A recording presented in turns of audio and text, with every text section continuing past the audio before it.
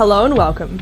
Thank you for joining us for our 16th Electron mission and our very first attempt to recover at first stage as part of Rocket Lab's efforts to make Electron a reusable launch vehicle. You're looking at a live view of Rocket Lab Launch Complex 1 in Mahia on New Zealand's east coast as we count down to a 3:20 PM New Zealand time liftoff. Today's launch is our 6th mission for the year, a mission we've aptly dubbed Return to Sender. I'm Ariana Ryan and I'm a quality engineer in the propulsion team. And I'm Max Muncy. I'm a data analyst here at Rocket Lab, and it's great to be back with you for our 16th launch. We're in the final stages now of launch preparations as we count down with 17 minutes remaining on the clock to lift off for this mission. Electron's primary mission today is to deploy a diverse range of payloads to orbit. Inside Electron's fairing, we've packed in 30 small satellites from customers in the United States, France, and New Zealand. Before we get into those customers and satellites though, let's talk about reusability. Today's mission marks a major step in our goal of turning Electron into a reusable rocket, and is our very first attempt at recovering Electron Booster after launch. Electron's first stage has been expendable on all 15 missions to date, but for the first time we'll be trying to bring the stage back underneath a parachute. We're aiming for a soft splashdown in the ocean, several hundred kilometers downrange from LC-1, where our recovery team will extract it from the water and bring it back to our production complex for inspection. While the ultimate goal is to bring back a fully intact stage, today's recovery attempt is very much a test. Yeah, so regardless the state the stage comes back in, our team will come away with lots of data and information for our future recovery efforts. And, as a reminder, today's recovery effort does not include an attempt to catch the booster mid-air with a helicopter. That will come in future attempts once we've completed successful parachute re-entries. So, right now our recovery team is ready and in position in a vessel in the Pacific Ocean, close to where we're expecting Electron's first stage to splash down at about 8.5 minutes or so after liftoff. We'll try to bring you live footage from the camera on board as the booster begins to make its descent, and we'll stick with the feed as long as we can, but we are expecting a telemetry dropout as the stage reaches 30 kilometers altitude on its descent. To tell us more about how we're approaching rocket reusability with Electron, let's hear from our CEO Peter Beck and the recovery team here at Rocket Lab. It's been enormously fun along the way. This has been the best project almost, doing these big scale tests where there's lots of energy, and it's been super fun.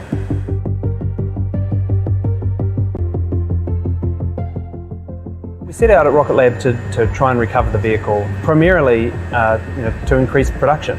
And first I didn't think it was feasible to do with a small launch vehicle, because if you look at all the traditional approaches, they're just not going to work. You don't have the propellant margins in a small launch vehicle. So we had to look at different approaches, and as we started to pull real data from real flights, it became obvious that there was an approach that could work. It was a little bit unconventional, and we started off down that path. So after separation, it will coast on up to apogee, do a flip, come in engines first, accelerates for a while as it comes in, and then decelerates, getting very hot in the process. Once we're down to about Mach 1.5, we'll activate a mortar, which will deploy a drogue parachute. That will slow it down further, and then when we're down to 2 or 3 kilometers altitude, we'll extract the main parachute, which is a big 18-meter ring sail, and that will slow us down to a fairly modest velocity of about 10 meters per second, where we'll take a splash in the ocean. A lot of it comes down to just the size and mass constraints that we're dealing with. Trying to package a whole load of extra equipment, mortar, extra parachutes, reaction control system, gas bottles for that, and the additional electronics into a volume that's already very tightly filled with the second stage rocket engine and battery compartment. That was probably our biggest challenge. The most important thing that we're trying to achieve here is just to get the stage down to Earth in one piece, or as close to one piece as possible. So we won't be trying to scoop it out of the sky with a helicopter. We have demonstrated that we can do that, so I'm not too worried about that. The real challenge for us here is getting it through the wall, getting it under a parachute, getting it decelerated, and gently touching down into the ocean, where we'll go and pick it up with recovery vessels. Okay, the main parachute on the stage is a ring sail parachute. This was a design that NASA used way back at the sort of dawn of the space age, the same design used for the Mercury and Gemini and Apollo spacecraft. It's much easier to deploy, especially at high speeds, which means we don't need a complicated parachute system to get it out there. So that's why we've chosen ring sail parachute for now, as opposed to a kind of gliding parachute that we looked at previously. It's kind of like a CSI scene. We really start to peel back the onion and understand exactly what's happened. There's nothing like actually having a flight article that's returned to understand the margin here and the margin there, and which bits really worked well and which bits are just roasted up completely. If we get the stage back, we'll have a really good idea of how much work we've got ahead of us. Recovery for our customers is really about making sure that there's more launch opportunities available. If we can recover a stage, we can open up many more launch opportunities and create a much more flexible environment for our customers to pick and choose which flight they want to get on, ultimately try and lower the cost, and just make launch even that more prolific.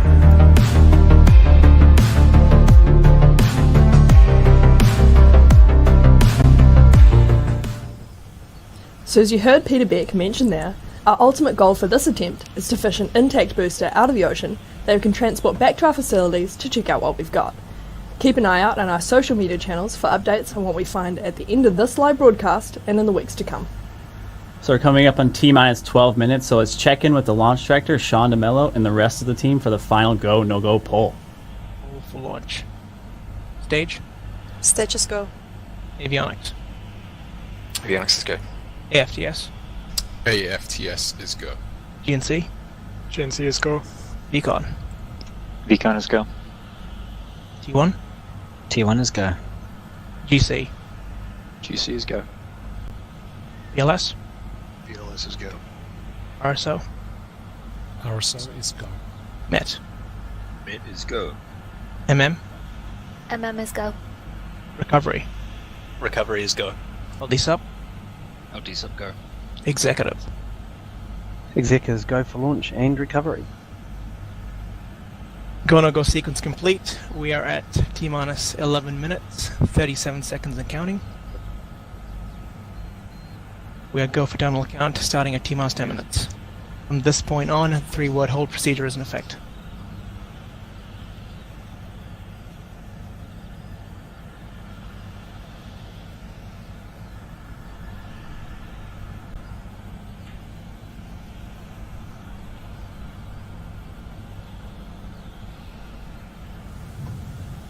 And there you have it. Our operators and launch director have confirmed Electron is primed and ready on the pad at Launch Complex 1. Now to the customers on board this special mission. The satellites for this launch span a range of operations, from tech demonstration through to maritime surveillance, communications, and education, as well as a final special guest hitching a ride to space. Today's mission will launch the APSS-1 satellite from the Auckland Program for Space Systems from the University of Auckland here in New Zealand.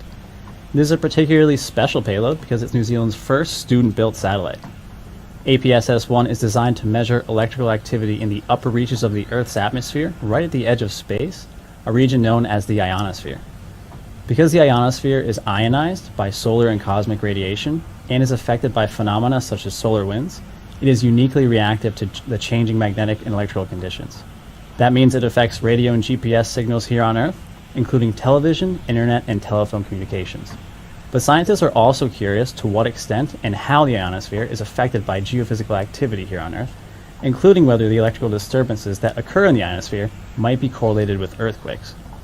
More than 26 students have worked on this satellite across several years, so we're very proud to be delivering it to space today. To support innovative student projects like this one, Rocket Lab is providing the launch service to the Auckland Program for Space Systems at no cost. Next on the list is the drag racer payload from US company Tricept, which is designed to test new tether technologies that could accelerate spacecraft reentry and reduce orbital debris at the conclusion of space missions. Tricept's payload includes two 6U smallsats, one with a tether drag device measuring 70 meters long and the other without. Next up, we're welcoming a return customer back on board Electron, following the first successful deployment with Rocket Lab in August of 2019. French company Unseen Labs. This launch includes two of their satellites to grow their maritime surveillance constellation. Both of these small sats independently and precisely locate and fingerprint radio frequency emitters all around the globe, day or night in any weather conditions, and without requiring any special embarked tracking device. That's right, and 24 of the satellites on board today's mission include the latest quarter-U Space Bee satellites from Swarm. These Space Bees are designed to provide affordable satellite communication services to IoT devices in remote regions around the world. And finally, fans of the game Half-Life will recognize our very special guest on this mission from Valve co-founder Gabe Newell. I'd like to introduce you to Noam Chomsky. That's right, we are launching a garden gnome to space, or to be more precise, a mass simulator in the shape of a garden gnome. This little guy right here is a replica of the one sitting inside Electron's fairing, which is about to head to space. Manufactured with support from the Weta workshop, this tiny astronaut will finally complete his achievement for real. Because we have a no gnome left behind policy here at Rocket Lab, Mr. Chomsky will remain attached to the kick stage and deorbit with it as it falls back to Earth. Not only does this mission serve as a tribute to the innovation and creativity of gamers worldwide, but Gabe Newell is personally donating $1 to the Pediatric Intensive Care Unit at Starship's Children's Hospital for every person who watches the launch with us today. So thank you so much for tuning in. And thank you to all of our customers for choosing to ride on Electron. We couldn't ask for better mission partners, and we're proud to be working with you all.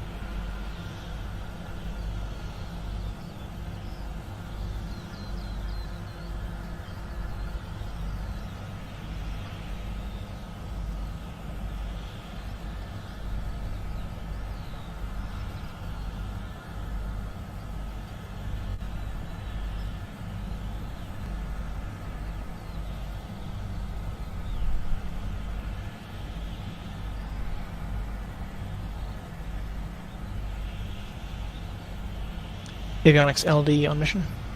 LD avionics. Proceed with sequence 51, AFTS enabled for flight. Proceeding with sequence 51.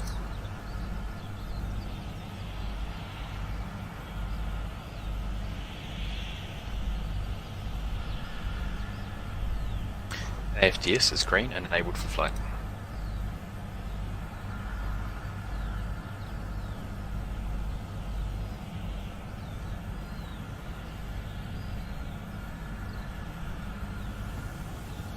The 18-metre tall Electron is made of 2 stages to get to orbit and a 3rd stage for precise deployment of the satellites on board. Electron's 9 Rutherford engines at the bottom of the 1st stage do the heavy lifting to space before the 2nd stage separates to carry on the mission. The 2nd stage is powered by a single electrically pumped Rutherford to get to orbit before Electron's kick stage takes over and carries out the final leg of the journey to deliver the satellites on board to their specific destinations. Once stage separation occurs, approximately 2.5 minutes into the mission, Electron's 1st stage booster, which you can see on your screen there, will begin its descent back to Earth, and it's this part of the rocket we'll be attempting to recover on the mission today. To support this mission's recovery attempt, we've added some extra hardware and components to Electron's 1st stage. Here to tell us more about what's been added to Electron is Dominic Fu, a familiar face and integration technician whose team assembled the rocket and the recovery hardware. He joins us now from Rocket Lab's main production facility. Dom, what can you tell us about the differences on the 1st stage for today's mission? Hey Max, that's right. The 1st stage on Electron is a little different on this mission, but it's not just a paint job that's new. I'm standing on the factory floor here at one of our production complexes, and behind me there are about 7 Electron rockets, all lined up for missions later this year and early next year. Right here is where the 1st stage for today's mission was fitted with recovery systems that will hopefully enable us to bring the stage back under a parachute today. Now, approximately 2.5 minutes after liftoff, at an altitude of around 80 kilometers, Electron's 1st and 2nd stages will separate. Electron's 2nd stage will continue to orbit, where the kick stage will separate and deploy the satellites. So up until now, we're following a standard mission profile. But next is where it gets interesting for recovery.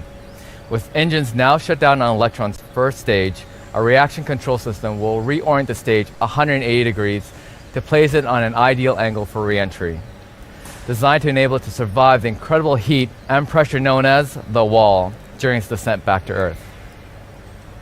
Now on the recovery booster, the RCS thrusters are located near the top of the vehicle, highlighted on your screen. When Electron decelerates below Mach 2, a drogue parachute will be deployed to increase drag to stabilize the 1st stage as it descends. In the final kilometers of descent, a large main parachute will be deployed to further slow the stage and enable the controlled splashdown. Our team on the recovery vessel will rendezvous with the stage after splashdown and retrieve it for transport back to this production complex for inspection. Once we get the stage back to the factory, we'll inspect every inch and use that knowledge to inform our next recovery effort. It's going to be such an amazing mission to watch that I'm just going to wrap this up right now. I'm going to join everybody else at Mission Control. Back to you, Max and Ari. Thanks very much, Dom. The recovery team might be leading the program to bring back an Electron, but almost every team across the business has been involved in getting us to this point. So it's exciting to be just minutes away from liftoff for this very special mission. A quick reminder that we will have live video of the beginning of the recovery process. We're expecting the feed will cut out as Electron goes through the wall and eventually drops out of telemetry range. We'll be sharing photos of the recovery effort on the water as soon as they're available. So, with just 2.5 minutes left in the count, we're going to hand you over now to listen in on comms from Mission Control for the final minutes until launch. All stations, LD on mission cord. We are go for auto sequence start at T-minus 2 minutes. LD is go for launch.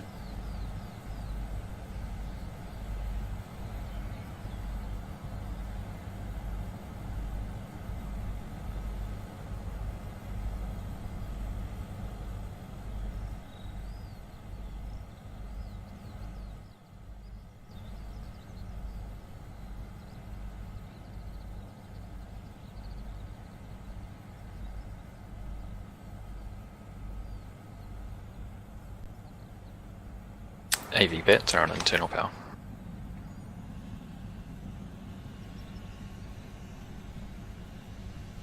The vehicle is fully on internal power.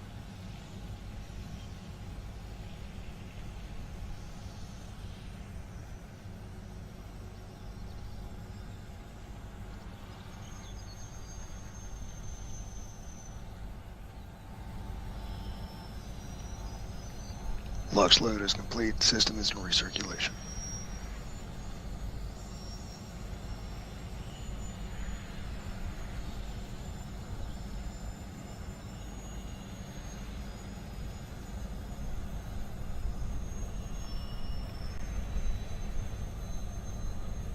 Anti-gas ring disabled.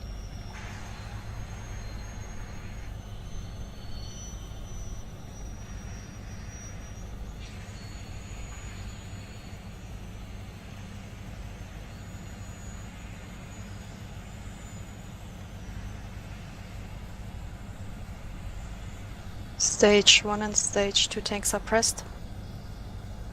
High flow engine purge is enabled.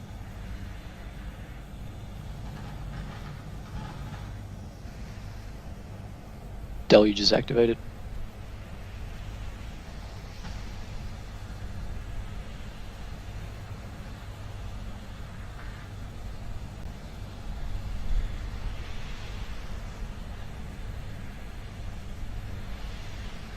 T-minus 20 seconds and counting.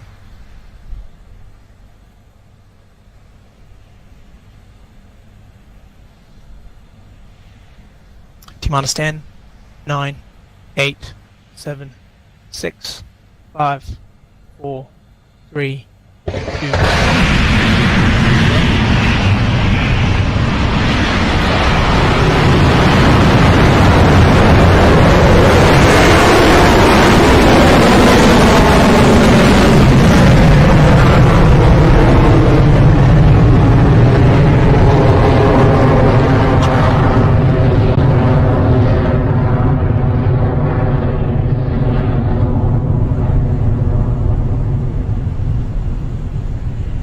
Stage 1 propulsion is nominal.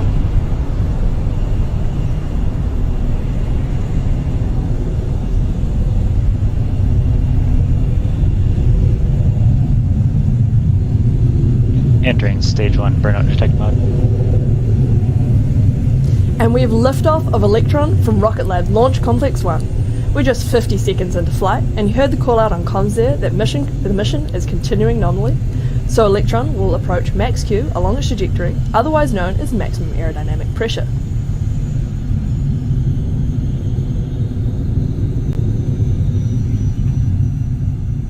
Approaching maximum dynamic pressure. Past maximum dynamic pressure.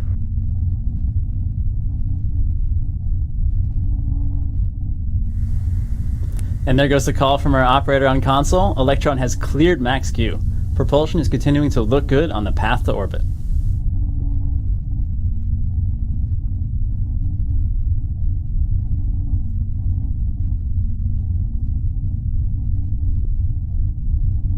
Stage 1 guidance is nominal.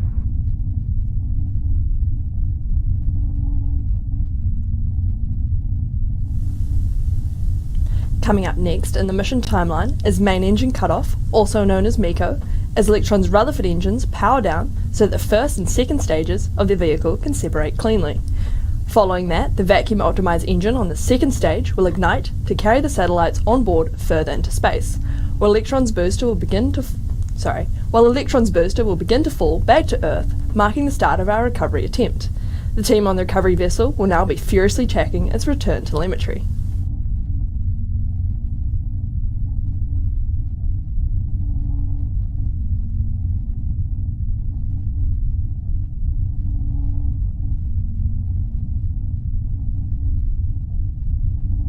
MECO confirmed.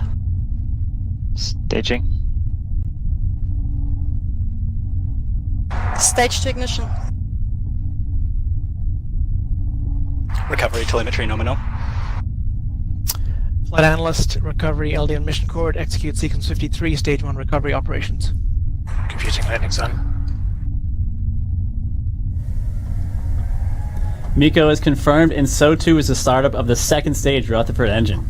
With the separation of stage 1 and 2 complete, we'll try and stick with both views as long as we have them. The trajectories are looking good so far while we're awaiting fairing separation.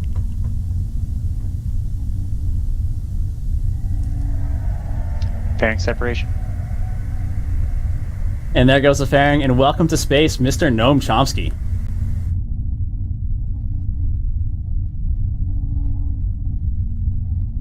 Stage 2 propulsion is nominal.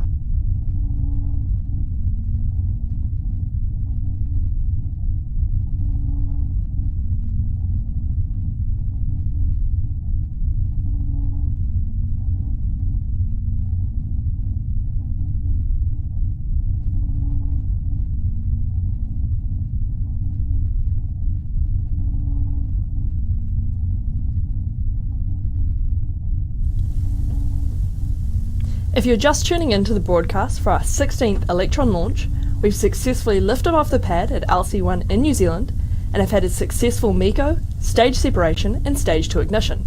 Electron's second stage burn is in progress as we hit 4 minutes and 17 seconds into flight.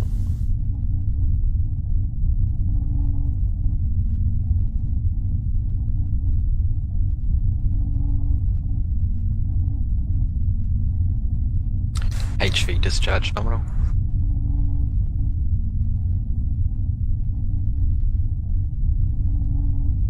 Stage 1 apogee. Stage 2 guidance is nominal. Altitude is 170 kilometers and speed is 1 point. A couple of months ago, some of you may remember we conducted the maiden flight of our Photon satellite, which we called First Light, during our 14th launch. The kick stage, which you can see Mr. Noam Chomsky mounted to here, forms the basis of our Photon satellites. By offering launches and satellites as a bundled service, we make it easier for small satellite operators to get to space, removing the need for them to source satellite, launch, and ground stations separately.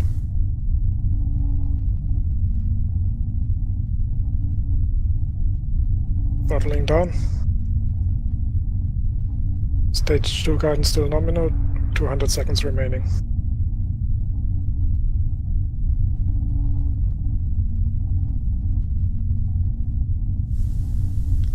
Just a quick update for you all here. Electron's second stage burn continues nominally at a velocity of 14,000 kilometers per hour and an altitude of 190 kilometers. It looks like we've still got visual of stage reentry as well, and it feels good to be back in space.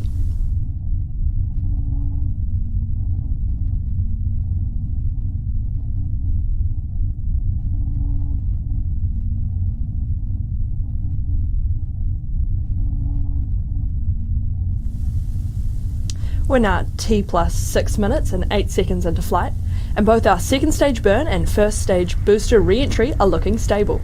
Next up will be battery hot swap to continue supplying power to the second stage engine and systems. Let's listen in for that call. AFT is saved.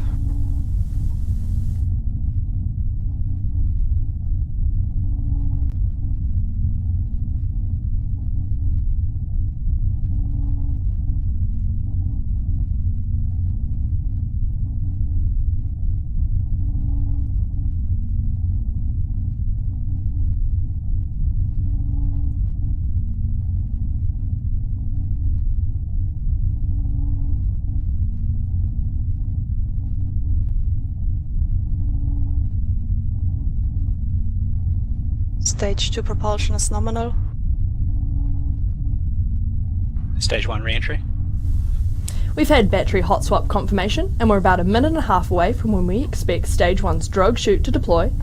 The ride is going to get a little bumpy on the way back down, with the booster reaching several times the speed of sound on its fall back to Earth.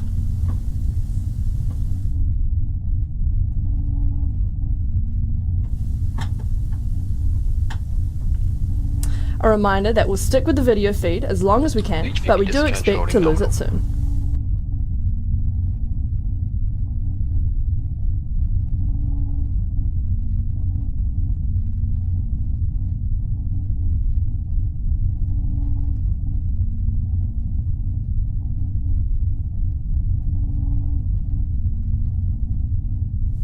And as expected, it looks like we've lost video connection to Electron's Booster there. We should expect the first stage's main parachute to deploy at about 8 minutes and 44 seconds into the mission. If we get that confirmation while we're still on the air, we'll be sure to share it with you. Otherwise, check in on our social media channels for further updates when we end the broadcast. Now let's listen in for the call while we wait for Stage 2 separation. Guidance is in terminal, 20 seconds remaining.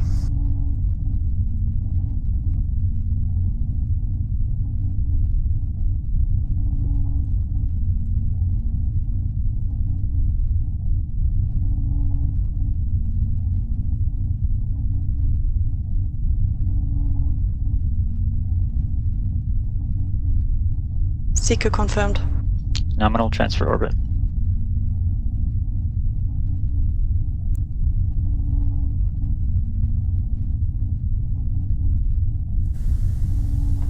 And as you just heard from the team in Mission Control, the engine on Electron's second stage has shut down and the kick stage has separated.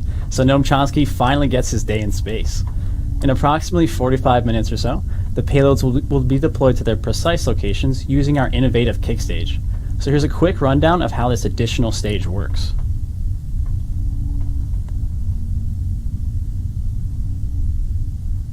Electron's second stage takes us to an elliptical orbit where the kick stage then separates.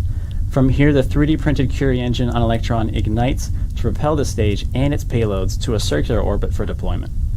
Using a cold gas reaction control system, or RCS, the kick stage accurately points itself to deploy each satellite to a precise and individual orbit, even on rideshare missions with multiple satellites like this one.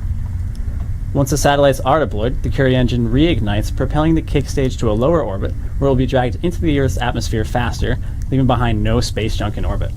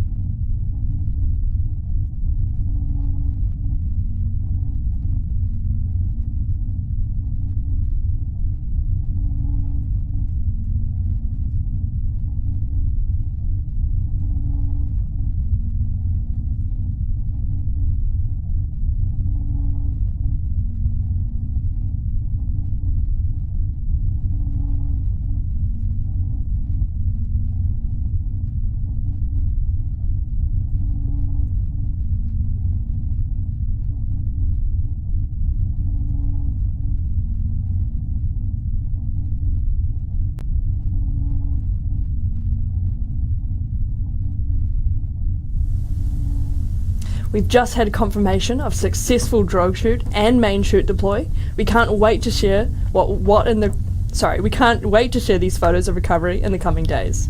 So with that, we're going to end the launch broadcast here ahead of that final sequence. We'll be sure to let you know as soon as we can about our recovery efforts and of course payload deployment.